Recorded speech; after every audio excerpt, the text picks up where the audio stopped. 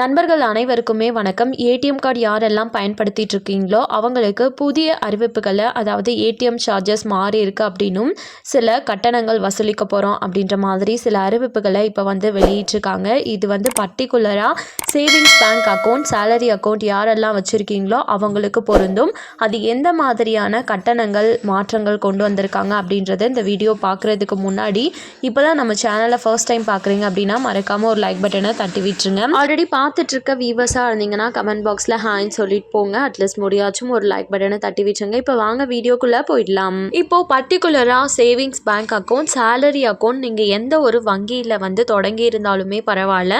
So அவங்க அனைவருக்குமே எஸ்பிஐன்னு சொல்லக்கூடிய சுருக்கமாக அழைக்கக்கூடிய ஸ்டேட் பேங்க் ஆஃப் இந்தியா புதிய ஏடிஎம் கட்டண மாற்றங்களை செய்திருக்காங்க. இதை அனைவருமே கட்டாயமாக பின்பற்றணும். இல்லைனா உங்களுக்கு தான் சார்ஜஸ் அப்படின்றது பிடிப்பாங்க அப்படின்றதையும் சொல்லியிருக்காங்க. அதில் முதல் கட்டணமாக எஸ்பிஐ பேங்க்கில் நீங்கள் சேவிங்ஸ் அக்கௌண்ட் இல்லைனா சேலரி அக்கௌண்ட் வச்சுருக்கக்கூடிய நபராக இருக்கீங்க அப்படின்னா எஸ்பிஐ ஏடிஎம் கார்டை யூஸ் பண்ணி நீங்கள் வேறு ஒரு பேங்க்கில் அதோட ஏடிஎம், ஃபார் எக்ஸாம்பிளுக்கு எஸ்பிஐ ஏடிஎம் கார்டை வச்சு நீங்கள் HDFCல போயிட்டு பண டிரான்சாக்ஷன்ஸ் மேற்கொள்கிறீங்க அப்படின்னும் போது கொடுக்கப்பட்ட லிமிட்டுக்கு மேலே இனிமேல் நீங்கள் யூஸ் பண்ணுறீங்க அப்படின்னும் போது உங்களுக்கு கூடுதல் கட்டணம் வசூலிக்கப்படும் கம்பல்சரி அப்படின்றத சொல்லியிருக்காங்க. அதுவே சேம் ஏடிஎம்ஐ யூஸ் பண்ணும்போது எந்த ஒரு கூடுதல் கட்டணமும் செலுத்த தேவையில்லை அப்படின்றது தெளிவாக சொல்லியிருக்காங்க. அதில் எஸ்பிஐ அல்லாத ஏடிஎம்ல பணத்தை எடுக்கும்போது கொடுக்கப்பட்ட லிமிட்டுக்கு மேலே பணத்தை எடுக்கிறீங்க அப்படின்னா ஒவ்வொரு கூடுதல் பரிவர்த்தனைக்குமே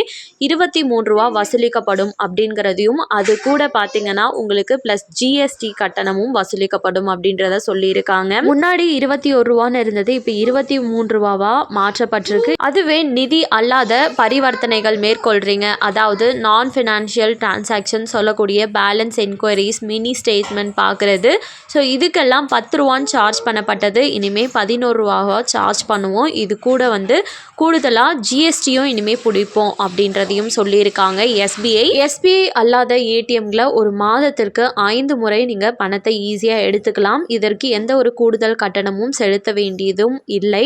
அதற்கு மேலே போச்சுனால தான் ஜிஎஸ்டி ப்ளஸ் அந்த கூடுதல் கட்டணம் அப்படின்றது வசூலிக்கப்படும் அப்படின்னும். முக்கியமாக சேலரி அக்கௌண்ட் யாரெல்லாம் மெயின்டைன் பண்ணிட்டு இருக்கீங்களோ அவங்க இதற்கு முன்னாடி நீங்கள் எந்த ஒரு பேங்க் ஏடிஎம்ஐ யூஸ் பண்ணியும் டிரான்சாக்ஷன்ஸ் அப்படின்றது பண்ணிக்கலாம். எந்த ஒரு லிமிட்டுமே கிடையாது. ஆனால் இதற்கு மேலே நீங்கள் எஸ்பிஐ அல்லாத வேறு ஏடிஎம் யூஸ் பண்ணி நீங்கள் டிரான்சாக்ஷன்ஸ் பண்ணுறீங்க அப்படின்னா மாதத்துக்கு 10 இலவச பரிவர்த்தனைகளை செய்து கொள்ள முடியும் அப்படின்றத சொல்லியிருக்காங்க. இது நீங்கள் கிராமத்தில் இருந்தாலும் சரி, சிட்டியில் இருந்தாலும் சரியும் இந்த சேலரி அக்கௌண்ட்டை வச்சுருக்கிறவங்களுக்கு இதுதான் இனிமேல் இது கூடவே எஸ்பிஐ ஏடிஎம்ல கார்ட்லெஸ் பரிவர்த்தனை செய்தால் எந்த கட்டணமும் வசூலிக்கப்படாது அப்படின்றதையும் சொல்லியிருக்காங்க. ஸோ இவை தான் இப்போ எஸ்பிஐ வங்கி தரப்பிலிருந்து வெளியாகி இருக்கக்கூடிய முக்கியமான மாற்றங்கள். கண்டிப்பாக இந்த அறிவிப்பு அனைவருக்குமே பயனுள்ளதாக இருக்கும் அப்படின்னு நம்புகிறேன். மேலும் இது போல் அரசாங்கம் அறிவிக்கிற அனைத்து உண்மை அப்டேட்களையும் உடனுக்குடனே தெரிஞ்சுக்க நம்ம சேனலை சப்ஸ்கிரைப் பண்ணிவிடுங்க. வீடியோ பயனுள்ளதாக இருந்துச்சுன்னா மறக்காமல் ஒரு லைக் பட்டனையும் தட்டி விட்டுருங்க. அண்ட் தேங்க்யூ ஃபார் வாட்சிங்.